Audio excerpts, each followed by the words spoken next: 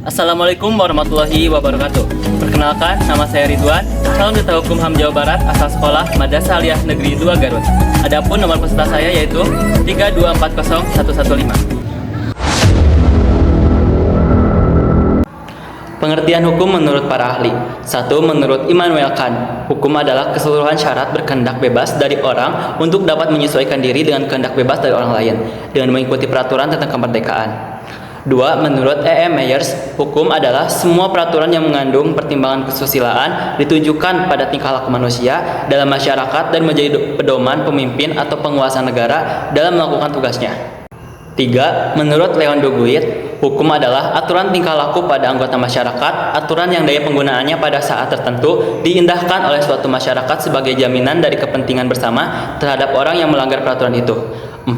Menurut J.C.T. Simorangkir dan Warjono Sastro Pranoto, hukum adalah peraturan yang bersifat memaksa, yang menentukan tingkah laku manusia dalam lingkungan masyarakat yang dibuat oleh badan resmi yang berwajib.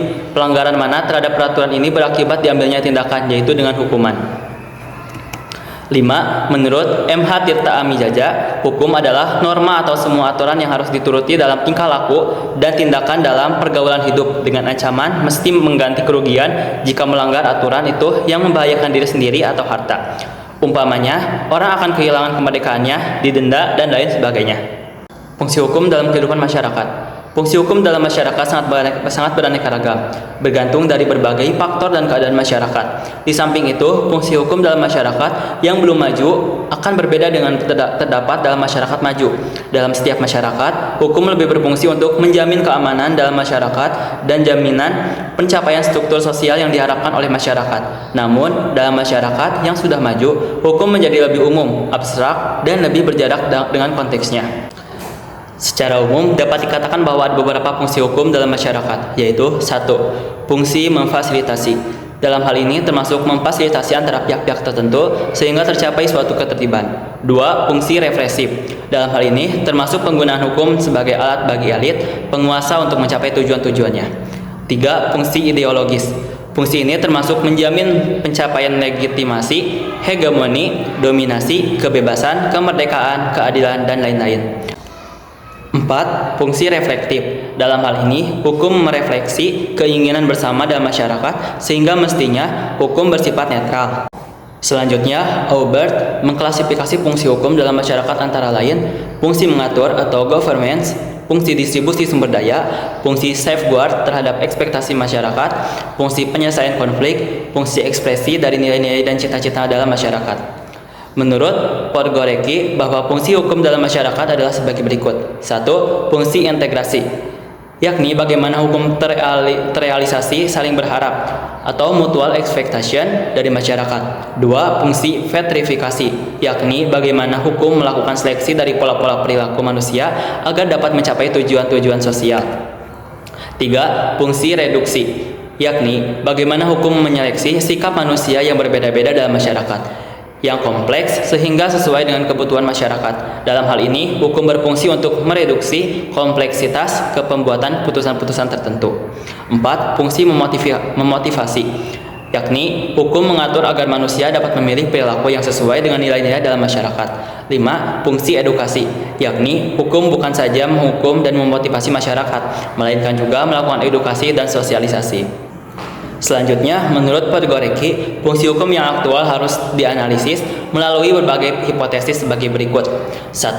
Hukum tertulis dapat ditafsirkan secara berbeda-beda sesuai dengan sistem sosial dan ekonomi masyarakat. 2. Hukum tertulis ditafsirkan secara berbeda-beda oleh berbagai subkultur dalam masyarakat. Misalnya, hukum akan ditafsirkan secara berbeda-beda oleh mahasiswa, dosen, advokat, polisi, hakim, artis, tentara, orang bisnis, birokrat, dan sebagainya.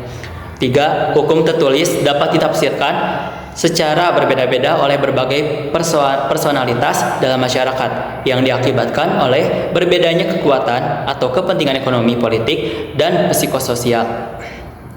Misalnya, golongan tua lebih menghormati hukum daripada golongan muda.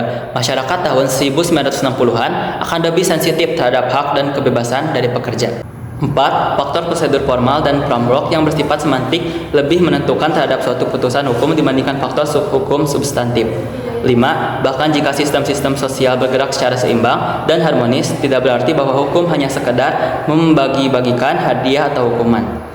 Dalam suatu sistem bahwa antara hukum, kekuasaan dan politik sangat erat kaitannya, serta studi tentang hubungan antara komponen hukum, kekuasaan, dan politik juga merupakan bidang yang mendapat bagian dari sosiologi hukum. Contoh-contoh penerapan hukum dalam kehidupan sehari-hari. Misalnya di lingkungan sekolah. 1. Seluruh siswa wajib mengikuti upacara pengibaran bendera setiap Senin pagi. 2. Siswa dilarang melakukan kekerasan atau bullying maupun membawa senjata tajam ke sekolah. 3. Siswa tidak boleh terlambat masuk sekolah dan hadir misalkan paling lambat 10 menit sebelum bel berbunyi. 4. Siswa diwajibkan memakai seragam dengan atribut lengkap. Misalnya di lingkungan masyarakat. 1. Setiap warga harus mengirimkan perwakilannya berupa laki-laki di atas 17 tahun untuk terlibat dalam sistem keamanan lingkungan atau biasa disingkat dengan Siskamling. 2. Setiap keluarga harus membayar iuran kas RT setiap bulan dan lain-lain. 3. Tamu yang menginap 1 kali 24 jam harus lapor kepada ketua RT. Dan 4. Warga baru harap melaporkan diri kepada ketua RT dan ketua RW. Dan misalnya di lingkungan negara. 1. Menaati rambu lalu lintas. 2. Membayar pajak tepat waktu. 3. Tidak berbuat tindakan kriminal.